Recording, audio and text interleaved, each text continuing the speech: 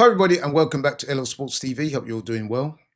In today's video, I'm going to talk a little bit about Martin Bakole, a man who himself and his team and his supporters like to refer to as the most avoided heavyweight in boxing, or the boogeyman. But I've got to be honest, the more I see of Martin Bakole, I think a more appropriate moniker springs to mind. And that moniker is the last king of sparring. Now, let me explain. So those of you who don't know what I'm referencing, some of you may have heard of the film The Last King of Scotland, which was based on the life of the former eccentric dictator of Uganda in Africa, Idi Amin, in the 1970s. Now, during Idi Amin's somewhat tempestuous and tyrannical reign, he actually declared himself as the last king of Scotland. He gave himself that title.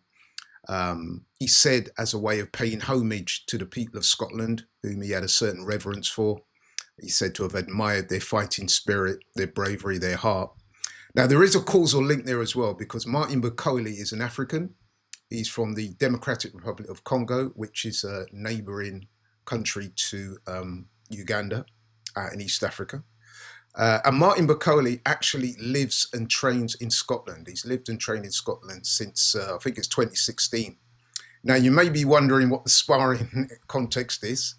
Now, this is because for many years now, Martin Bakole and his coach, Willie Nelson, have constantly regaled the boxing world and social media with stories about how Martin Bakole has either beaten up, dropped, stopped or gotten the better of various prominent heavyweights in the world today.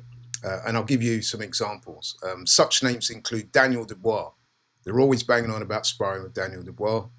Martin Bakole said on numerous occasions that he's broken Daniel Dubois' nose, that he's dropped him and stopped him in sparring, said that Daniel Dubois wants no part of him, he's scared, he's running scared, he don't want to know.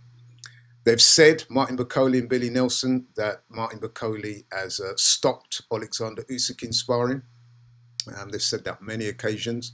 I've heard them say, Martin Bakole and his coach, Willie Nelson, that they've gotten the better of Anthony Joshua in sparring, that they wobbled him badly with a left hook. Martin Bakole is also on the record as saying that he got the better of Joe Joyce in sparring, numerous times, by the way. So, yeah, that's the backdrop to this. And I've got to say, the sparring stories are somewhat, well, put it this way, back when I was boxing, very long time ago, granted, sparring was something that was kept very much within the circles. But nowadays, you often see fighters, so Martin Bakole is not the only one, you'll often see fighters telling stories about how they got the better of this in sparring, how they dropped this, done that. But at the end of the day, sparring is one thing, fighting is another, completely separate entities. And whilst it must be said that Martin Bakole is a good heavyweight, it's also becoming increasingly apparent that A, he ain't no boogeyman, and he's definitely not the most avoided heavyweight in boxing. I would also add to that, he's not anywhere near as good as him and his coach, Billy Nelson, would have you believe. And the latest evidence for that is the fight he had at the weekend against Nigeria's F.A. Ajagba. The two of them fought on the undercard to that terrible fight between Canelo and William Skull. Less said about that, the better. So yeah, so Bakole and Ajagba fought on the undercard to that fight. There was a bit of backdrop going into that fight. The two of them were going back and forth at the press conference, both calling themselves the best heavyweight in Africa. So there was a bit of a backstory there. They fought, and the judges, it was over 10 rounds, and at the end of the fight, the judges had it a majority draw. Although most observers, myself included, thought that F.A. Ajagba did more than enough to win that fight. I thought Ajagba was clearly the winner. I thought Ajagba did the better work. I thought he threw more punches, he landed more punches, and he was a busier fighter throughout. I actually scored it 97-94 in favour of Ajagba. I mean, I thought Bakole did win some rounds, and in the rounds that he won, he probably looked better than Ajagba, if you know what I mean, in terms of, the weight of the punches and so forth. But overall, I definitely thought that Ajagba should have been declared the winner. And Bakole did not impress. And I think the main reason for that was his weight. Martin Bakole came into this fight at 299 pounds. That's a whopping 21.5 stone in old money. probably around 2 stone plus over his optimum fighting weight, I would say. And this extra weight clearly affects him. It clearly affects him in terms of his movement, his mobility, his punch output, his footwork, and of course his stamina. It also makes it easier for his opponents to outbox him. I mean, Efe Ajagba, who's not the cutest boxer in the world, he was quite able to ping Martin Bakole throughout this fight and look good doing so. And that was against Efe Ajagba, who's not considered to be in the very top echelons of today's heavyweights. He's a good fighter, but if you know what I mean, he's not like in the top 5, 6 heavyweights in the world, I would say. So that was not a good night for Martin Bakole. And then in his previous fight, Martin Bakole's previous fight, that was back in February in Riyadh, you'll remember that, he was embarrassingly knocked out in 2 rounds by Joseph Parker. You remember he took that fight on 2 days' notice. He was out in the Congo enjoying himself, got the call to save the show because Daniel Dubois had pulled out. He took the fight at less than 2 days' notice. He weighed in at 315 pounds, which is a whopping 22.5 stone. No surprise then that he got beaten by Joseph Parker in 2 rounds. It was quite humiliating. You saw him reeling across the canvas. Many people criticised him for taking the fight and coming in the fight in that poor condition, myself included. I was one of those. It was obvious to me that he did it purely for the money, which again is not a good sign. And that loss set him back.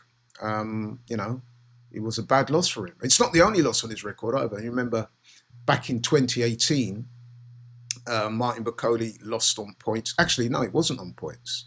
He was stopped in the last round by Michael Hunter. That was back in 2018. I think it was at York Hall. I remember watching that fight, and he got stopped on that night. As usual with these guys, he made a lot of excuses, illness, injury, all the rest of it.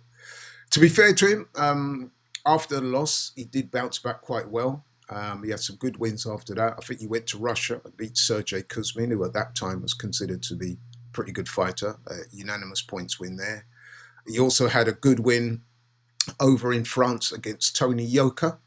Tony Yoka, former Olympic gold medalist, although it shouldn't have been gold because he was clearly beaten in that final by Joe Joyce. That was a straight up robbery. But anyway, so yeah, Martin Bakole went over to France, beat Tony Yoka on points, was considered a bit of an upset at the time because Tony Yoka was seen as a prospect that was going places. So to go over there and get a good win like that in your opponent's backyard, that was a good win.